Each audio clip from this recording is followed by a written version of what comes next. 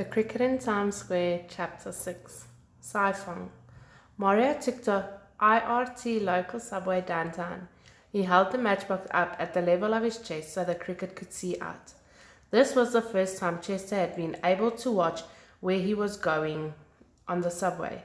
The last time he had been buried under roast beef sandwiches. He hung out of the box, gazing up and down the car.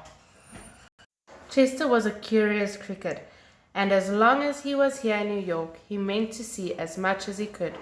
He was staring at the old lady wearing a straw hat, wondering if the flowers on it were real, and if they were, what they would taste like when the rain lurched to a halt.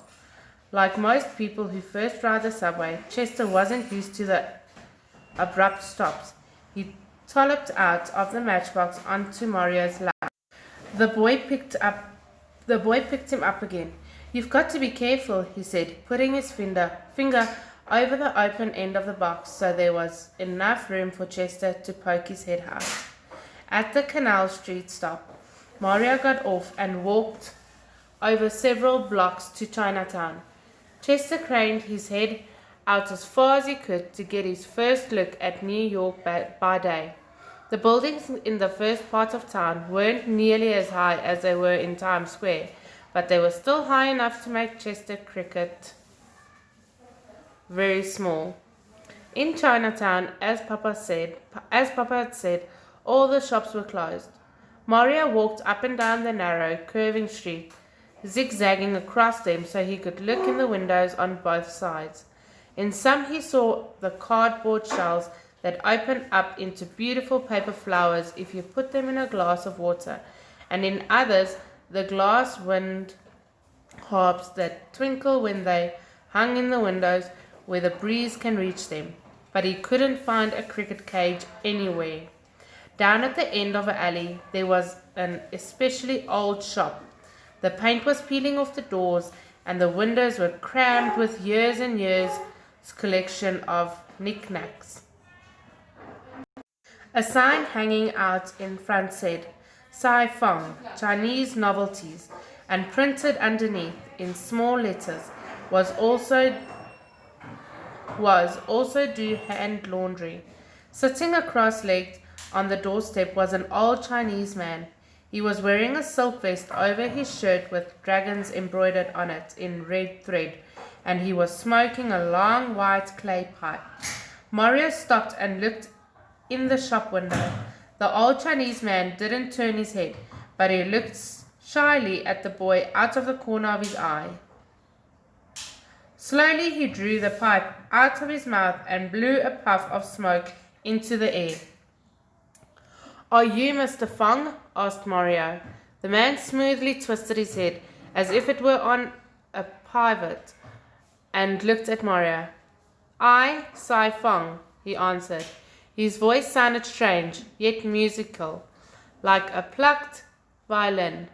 Saifeng had come from China many years ago, and he had a curious way of talking, but Mario liked it very much. He enjoyed the individual chirps of human beings almost as much as those of his cricket. "I would like to buy a cricket cage if you have any," said Mario. Saifeng put the pipe back in his mouth and took a few puffs. His eyes became even narrower than they had been before. "You got a cricket?"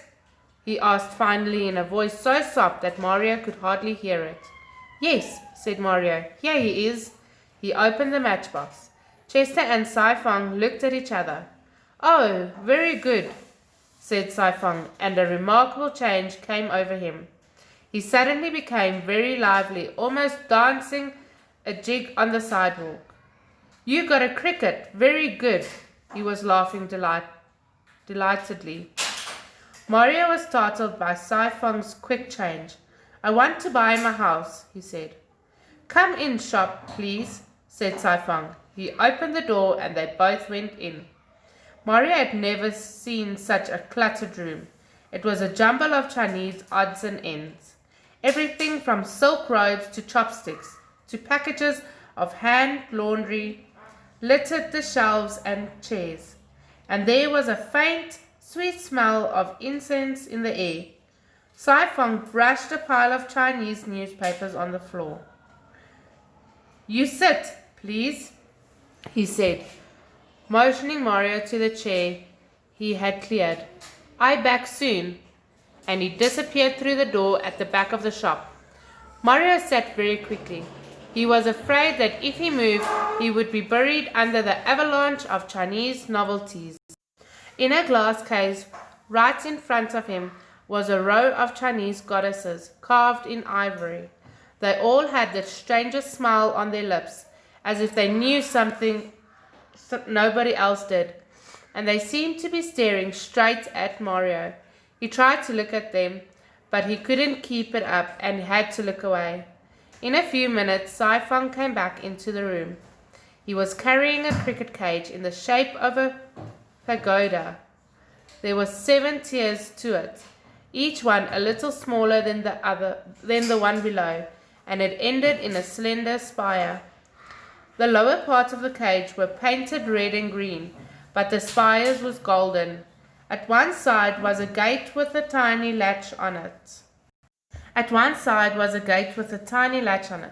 Mario wanted to own the cage so much that he tingled all over, but it looked awfully expensive. Sai-Fang held up the first finger of his right hand and said solemnly, "This very ancient cricket cage.